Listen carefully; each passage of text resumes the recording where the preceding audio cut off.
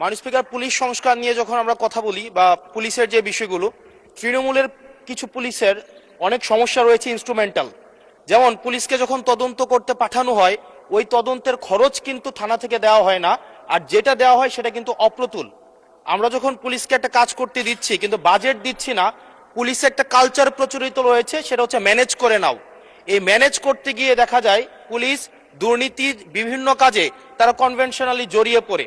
যেমন কিছুদিন আগে আমাদের 26শে মার্চের প্রোগ্রাম হয়েছে, এবং সেটা হচ্ছে সবাই জানে, এই 26শে মার্চের প্রোগ্রামে যে বাজেট দেওয়া হয়েছে প্রশাসনকে, সেই বাজেট এবং প্রোগ্রাম করতে গিয়ে যে খরচ হয়েছে সেটার মধ্যে কিন্তু আনুপাতিক অনেক ধরনের ব্যবধান রয়েছে।